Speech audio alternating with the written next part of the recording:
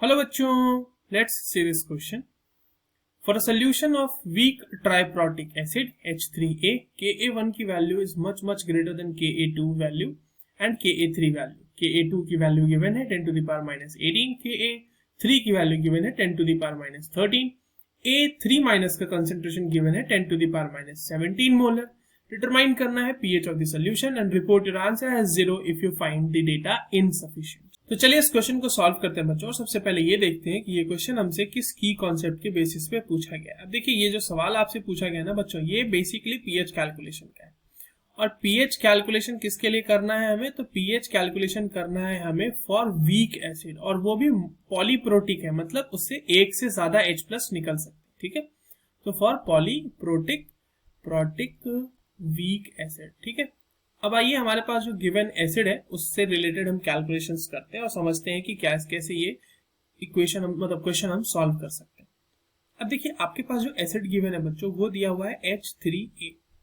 अब इसका अगर फर्स्ट डिसोसिएशन देखा जाए, फर्स्ट डिसोसिएशन स्टेप, तो वहां पर ये बनाएगा H2A माइनस प्लस H+, और इसके लिए जो वैल्यू होगी वो गिवन है हमारे पास Ka1, ऑल्दो ये वैल्यू हमारे पास गिवन नहीं है.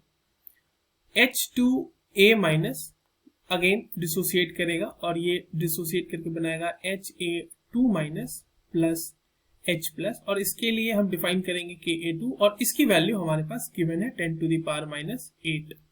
ठीक है, अब देखिए जो तीसरा स्टेप होगा इसका डिसोसिएशन का वो होगा Ha2 minus, that will be giving you on dissociation A3 minus plus H+, और इसके लिए डिफाइन करेंगे हम Ka3 की वैल्यू, और जिसकी वैल्यू भी आपको क्वेश्चन में गिवन है 10 to the power minus 13.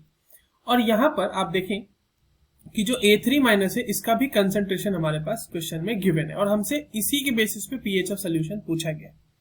अब देखो बच्चों, यहाँ पर क्या है कि अगर हमारे पास बहुत ज्यादा डिसोसिएशन, बहुत कम डिसोसिएशन अगर होता है ना, तो यहाँ पर आप क्या कर सकते हैं for the second step of dissociation. मैं इसके लिए बता रहा हूँ कि यहाँ पे आप Ha2 माइनस का कंसंट्रेशन ले सकते हैं डायरेक्टली इक्वल टू Ka2 की वैल्यू के, जो कि हो जाएगा आपके पास 10 to the power minus 8. अब देखिए Ka3 का जो थर्ड स्टेप है, स्टेप का डिसोसिएशन, Ka3 के लिए वैल्यू लिखते हैं. Ka3 की वैल्यू क्या हो जाएगी बच्चों? Concentration of A3 minus into concentration of H+ divided by concentration of Ha2 minus. अब एक चीज समझना है यहाँ पे, जो हम यहाँ पर H+ का कंसंट्रेशन रखेंगे ना, वो हर स्टेप में जितना H+ निकला है वो सब जोड़ जाड़ कर रखना है. अगर मान लो फर्स्ट स्टेप में आपके पास X मिल रहे हैं, इधर मिल रहा है Y और इसमें मिल रहा है Z, तो ओवरऑल इस पूरे में जो H+ का कंसंट्रेशन होगा इस पूरे डिसोसिएशन में, चाहे हम जो थर्ड स्टेप के लिए ले रहे हैं, तो अगर थर्ड स्टेप में भी हमें H+ का कंसंट्रेशन लेना है तो वो हम लेंगे X plus Y plus Z, सब में जितना डिसोसिएट होता है सब जोड़ जाता है.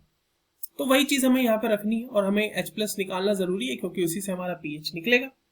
अब जो वैल्यूज हमने अज्यूम की है या फिर जो गिवन है उसको रख देते हैं इस इक्वेशन में. 10 to the, देखो Ka3 की वैल्यू गिवन है 10 to the power minus 13, इसको रख दिया हमने यहाँ पे. A3 माइनस की वैल्यू आपके पास गिवन है कंसंट्रेशन की, वो दिया हुआ है 10 to the power minus 17 molar, into H+ का concentration divided by Ha2 minus का, जिसका हमने वैल्यू अज्यूम, मतलब हमने देखा कि that can be considered as the value of Ka2. यहाँ पे 10 to the power minus 8 हम रख देंगे. अब यहां से आपको सॉल्व करोगे आप, तो यहां पर से आपको H+ की वैल्यू कितनी आ जाएगी बच्चों? यहां पर से H+ की वैल्यू आ जाएगी आपको 10 to the power minus 4, right. 10 to the power minus 4 यहां से आपको वैल्यू आ जाएगी. थोड़ा सा इसको सॉल्व अगर आप करना चाहे तो इस तरह से लिख सकते हैं कि H+ का concentration that will be equals to 10 to the power minus 13 into 10 to the power minus 8 divided by 10 to the power minus 17. ये आ जाएगी वैल्यू आपके पास. ठीक है, अब आप देखें आपके पास H+ की जो कंसंट्रेशन की वैल्यू है वो आ चुकी है. अब आप pH रख देंगे. pH कैसे निकल जाएगा? माइनस लॉग ऑफ H+ का कंसंट्रेशन, और जब आप माइनस लॉग के अंदर रखोगे 10 to the power minus 4 तो ये वैल्यू आ जाएगी 4, and this is your answer. अब आप देखो pH ऑफ सोल्यूशन पूछा था तो ये तो आ गया बच्चों 4, और हमसे बोला गया था कि report your answer as 0 if you find data insufficient. तो बिल्कुल नहीं, डेटा तो इनसफिशिएंट नहीं है, हम आसानी से कैलकुलेट कर पाए. So the 4 will be the correct answer for this given question. I hope you understood this well. All the very best.